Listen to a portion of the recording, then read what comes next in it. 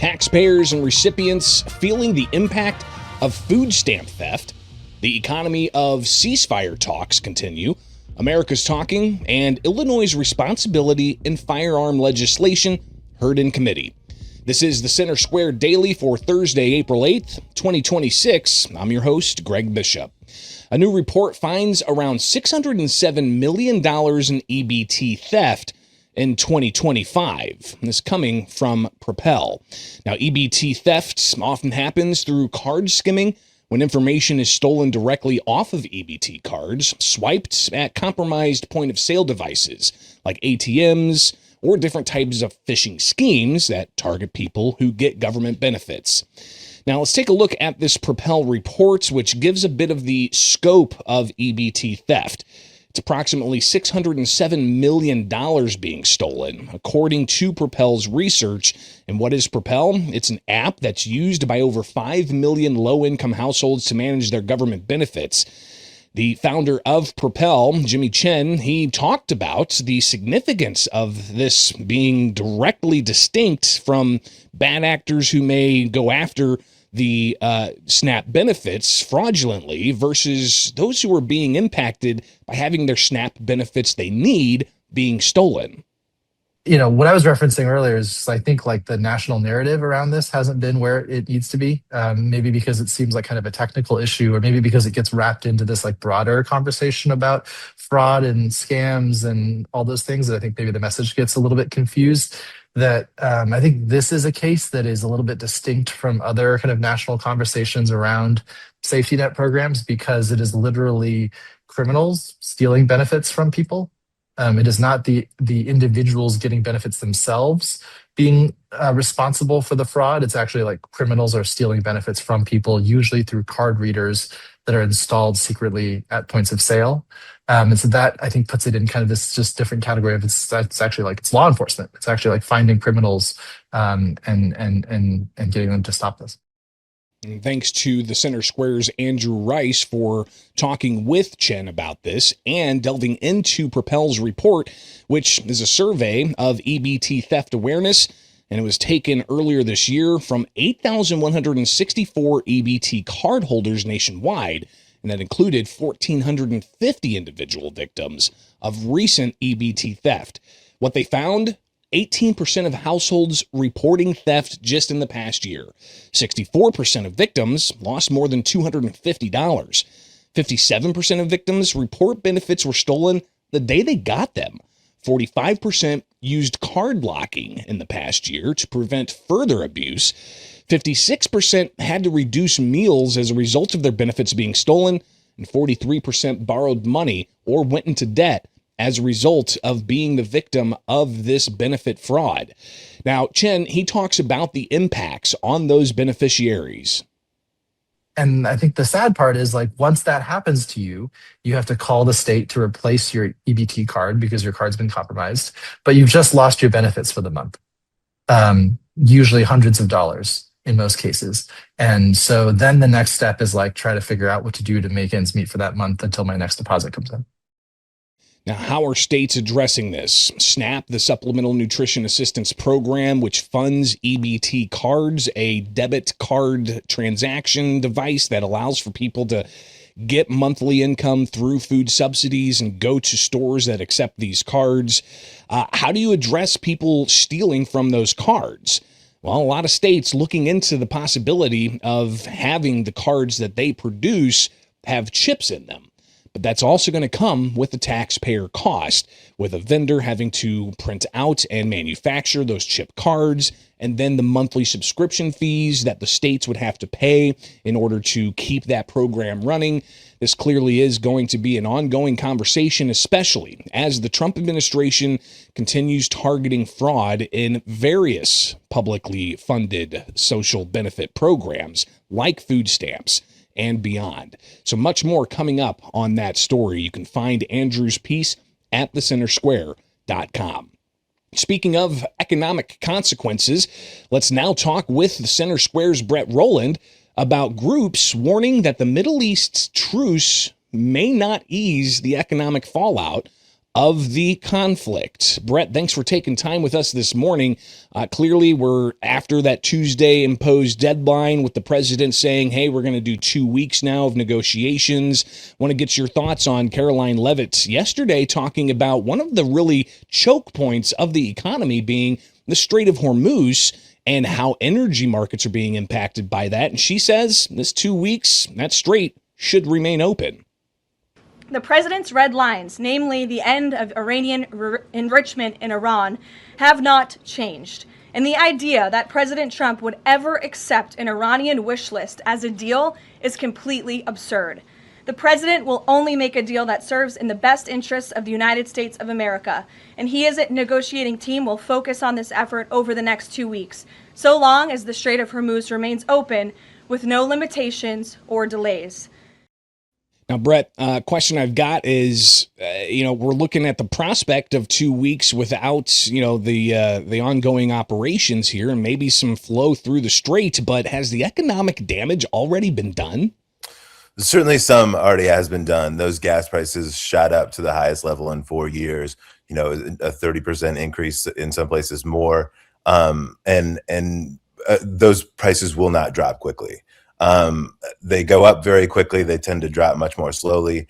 And there's multiple factors going on there, including the upcoming switch to a summer blend, and demand for travel during the spring and summer months usually drives up prices. So there's multiple factors here. The other big issue is that the Strait of Hormuz, as Caroline Leavitt said, they want it open, but ships seem to be just trickling through that strait right now, where it's such a critical waterway for oil and gas, but nothing's really moving. They said about 7 ships got through yesterday, according to vessel tracking firms, and that's less than 10% of a normal day. About 140 ships you normally go through that strait on a regular basis, and that's just not going to result in a quick return to pre-conflict levels. And again, we've got 2 weeks here of negotiations, and we're already a few days into that. We're not seeing as much flow through the straits as maybe the White House would like, or even people at the pump would like. Again, look at those AAA gas prices. The current average for regular gas at $4.16 a gallon. That's up slightly from yesterday, but it's still up. Diesel is also up about 2 cents from yesterday. But again, still up. And Brett, as you said, this is the highest gas has been in 4 years. The president, when he ran against Kamala Harris, was talking about the Biden-Harris administration bringing about massive inflation. How is he going to navigate this? Because this is expected, especially with those freight costs, going to be increasing because of the diesel costs. How can they thread that needle here? It's going to be tough. Consumers are definitely price sensitive, and fuel, we know, is used to transport goods in all over the country. Most of our goods, at least the last mile, is by truck. A lot of our goods come imported through ships. So those diesel prices are definitely going to be a factor in rising costs. Trump and the Republicans have a tough challenge here. It is not going to be easy. If this conflict continues, or if the ceasefire doesn't hold and those prices come back up, it could be even worse. Yeah, the International Monetary Fund, the World Bank Group, and the World Food Program put out a joint statement that says the Middle East war upending lives and livelihoods in the region, already triggering one of the largest disruptions in global energy markets in modern history. An increase in oil, gas, and even fertilizer prices are expected to lead to rising food and food insecurity and prices going up. This is clearly a warning from an international community here.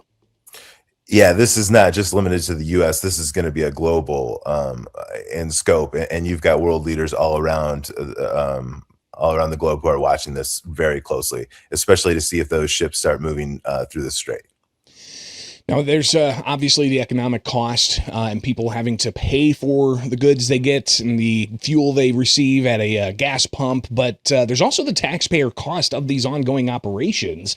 And as you've been reporting, Brett, $1 billion per day in taxpayer costs from those operations. Tell us about a supplemental that could come down the pike, and just how much does the Department of War cost taxpayers per year? So the Department of War is one of our biggest departments. It's always been one of the largest sectors of especially discretionary spending. But so there's been talk of a $200 billion supplemental, but the Pentagon and Trump have not confirmed that number yet. They've said maybe somewhere in that area, but haven't given a precise figure. The $1 billion a day figure is also interesting. That's a high end estimate, but we really just don't know how much this is costing per day. It's going to be a lot. We know that operating those the ships, having all those people and all those resources in the area is expensive, especially given the fuel prices we just talked about.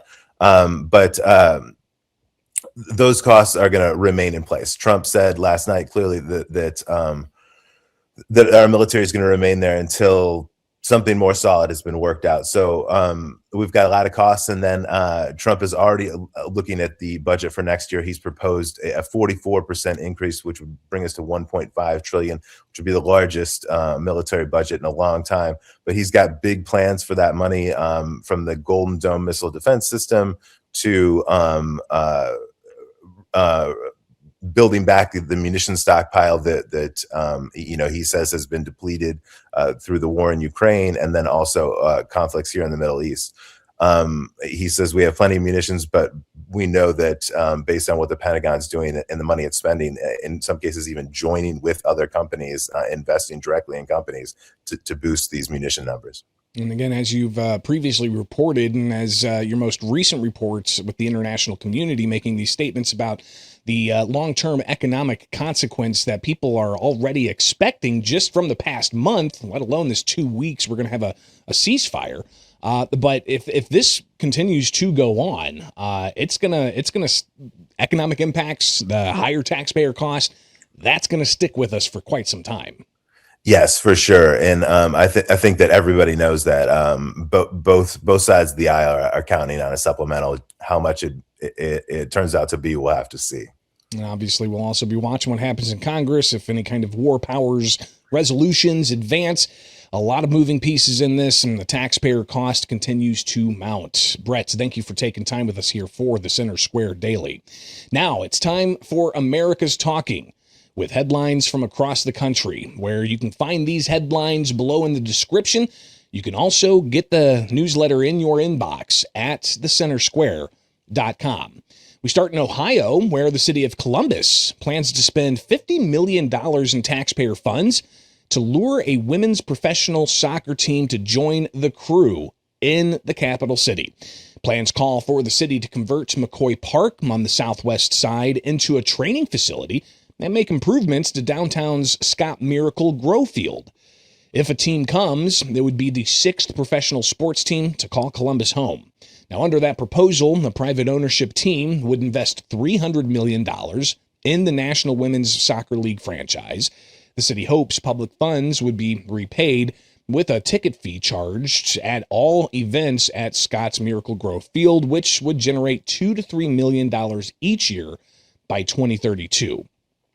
Meanwhile, in Washington State, the Seattle City Council members say the city's aging library system, desperate need of more money, voting Wednesday to add nearly $70 million in taxpayer funds to the mayor's proposed $410 million tax levy. That $480,000 proposal, if approved by voters on August 4th, would increase the amount property owners currently pay to fund the library system by more than 124%. It would also put the city within $210 million of a state debt limit, meaning other voter-approved tax increases for fixing roads and streets, funding preschool programs, and affordable housing might not be able to be fully funded when they start expiring in 2030. Seattle property owners pay more than $3 billion in voter-approved tax levies, measures not covered by the city's regular budget, which can only grow by 1% a year under state law. In Georgia, the state receiving high marks for conditions of highways and roadways, but low marks for traffic conditions in urban areas, according to a report from the Reason Foundation. Atlanta suspected to be a major culprit for that lower finding. Now, Georgia ranked second overall for roads and fifth for structurally deficient bridges. State officials also focusing on pavement conditions. Georgia's rural roads ranked second for rural pavement conditions, but 14th for urban interstates, and second on other roads, which includes local streets. Georgia has a high fatality rate on its urban roads, ranking 37th, according to that Reason report. The rural fatality is 23rd and 24th for other types of roads. Governor Brian Kemp included $1.6 billion to build new north and south express lanes along a stretch of I-75 in Henry County between Atlanta and Macon. See if that helps in that Reason report. And in Missouri, Freedom Principal Mo is publicly supporting a set of proposed constitutional amendments in the Show Me State that would phase out Missouri's individual income tax, limit government revenue growth, and expand taxpayer protections, according to a statement released by that group's president. The proposals, House Joint Resolution 173 and 174, along with House Joint Resolution 169, would require voter approval and could appear on the statewide ballot as early as November. If approved, the measure would amend the state's constitution to restructure Missouri's tax system and impose new constraints on state and local fiscal policy. Both of those measures outline a framework allowing the Missouri General Assembly to gradually reduce and ultimately eliminate the state's individual income tax through a series of revenue-based triggers. The group is urging both the Missouri Senate and voters to approve the measures in 2026. And that's just some of what America's talking about with the Center Square. We'll be right back.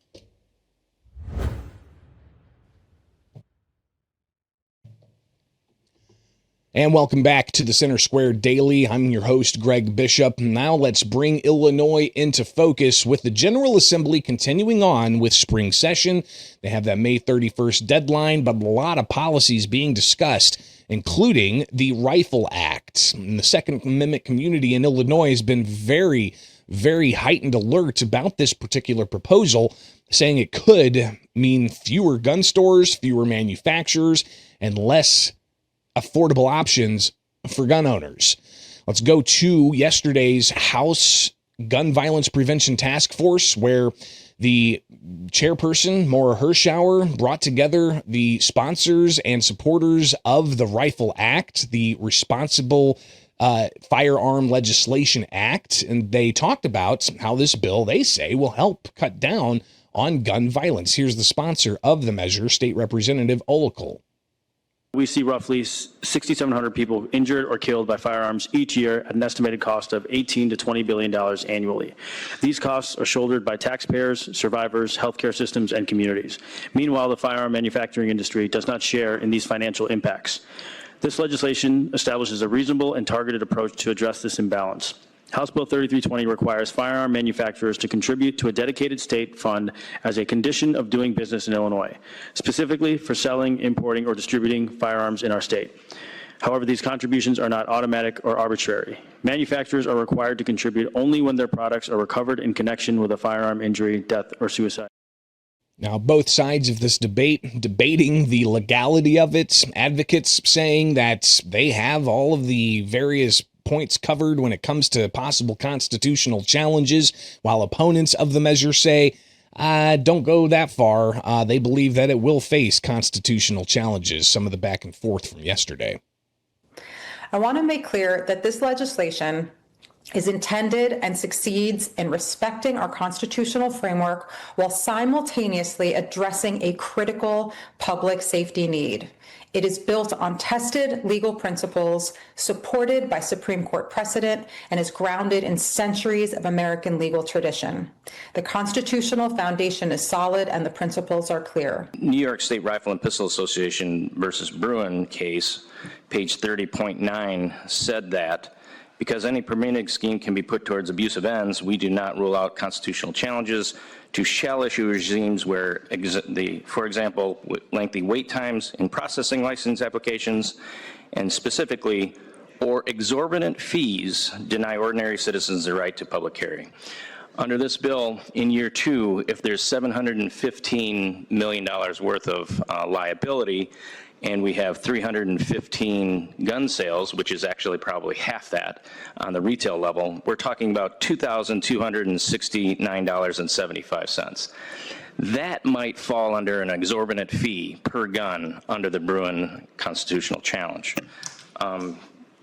We also have a federal law, Protection and Lawful Commerce in Arms Act.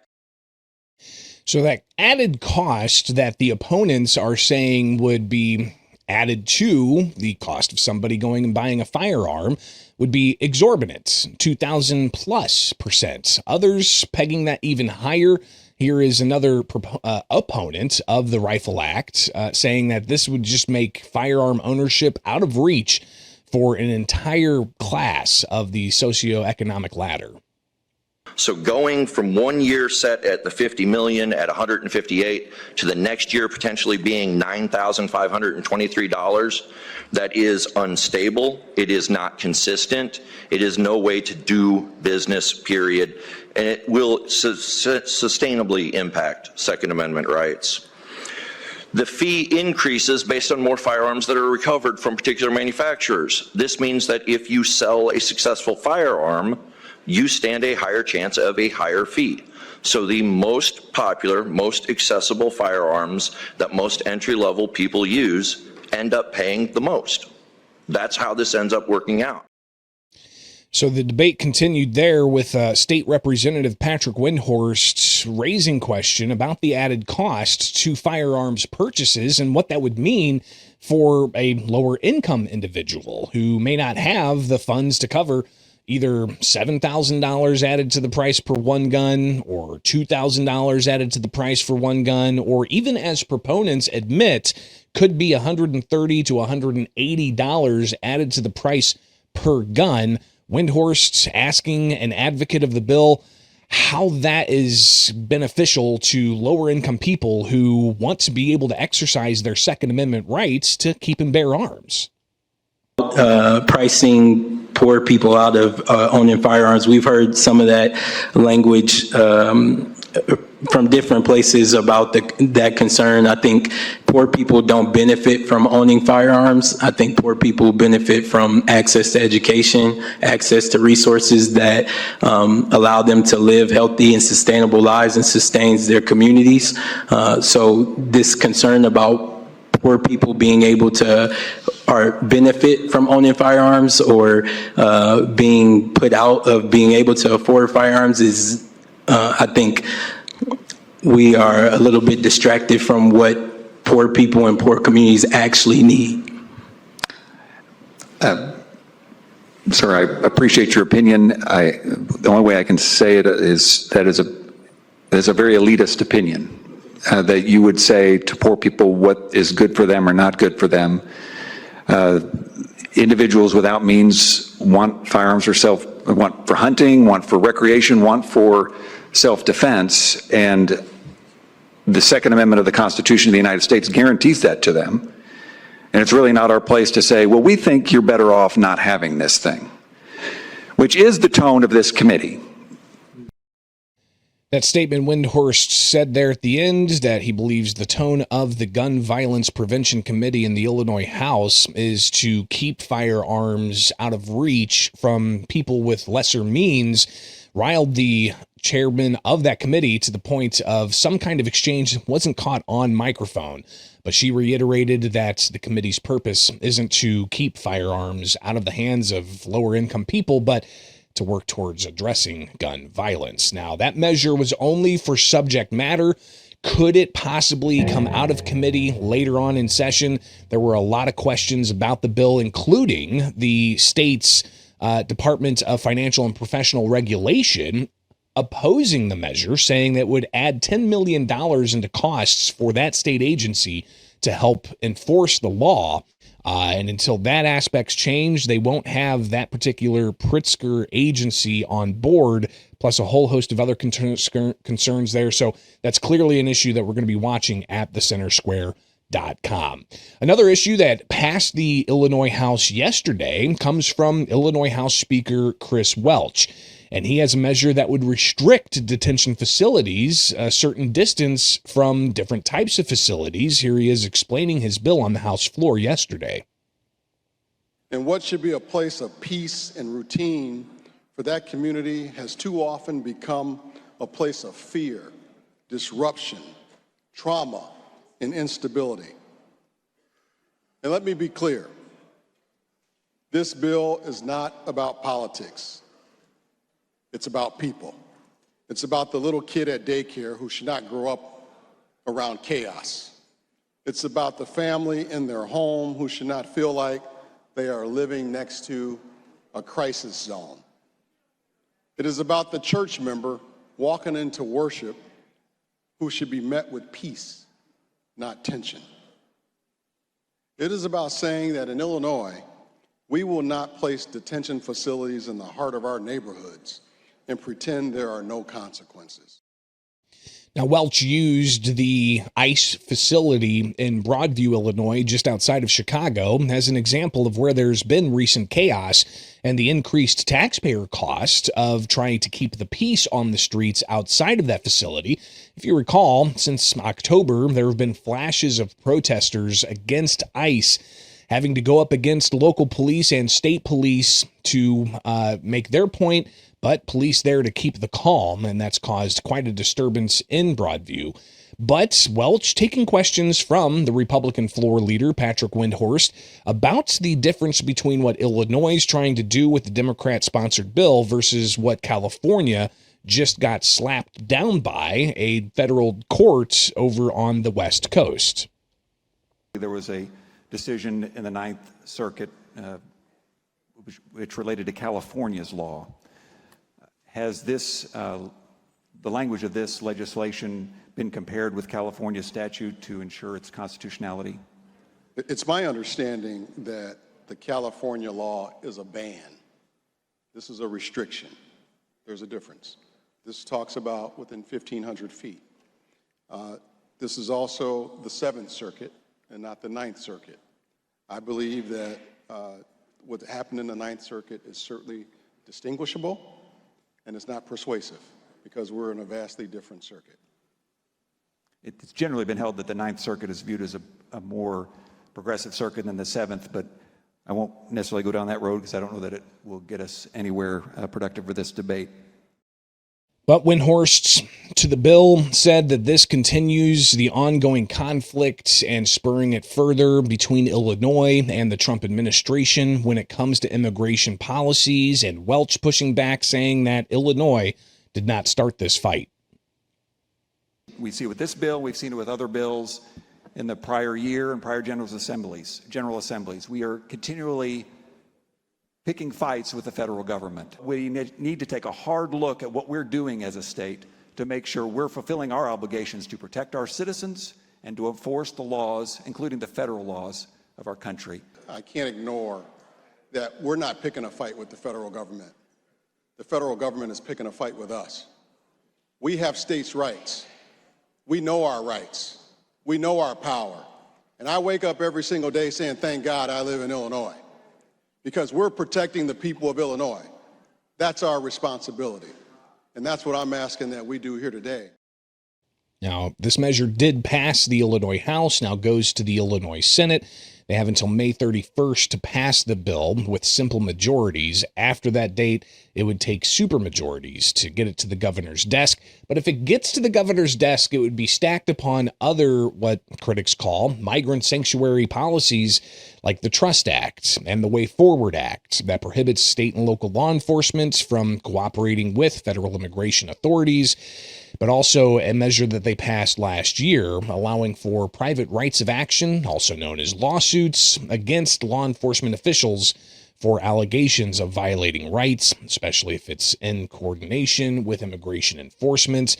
It also would hold certain facilities responsible for having plans put together to allow for how to react to whether or not ICE shows up to a university or a daycare center or a hospital, for example. So a lot of moving pieces there, but something else that we'll be talking about tomorrow for Illinois in Focus with the Center Square Daily is former House Speaker Mike Madigan, who's serving time in a federal penitentiary. he's going to appeal, and we'll have people on the streets to get the latest arguments in the appeals courts, and we'll bring that story to you here with the Center Square. So get details and the newsletter at thecentersquare.com. From my studios in Central Illinois, I'm Greg Bishop, and you can join us back here Friday for more stories impacting you, the taxpayer, from all across the country, only with the Center Square Daily.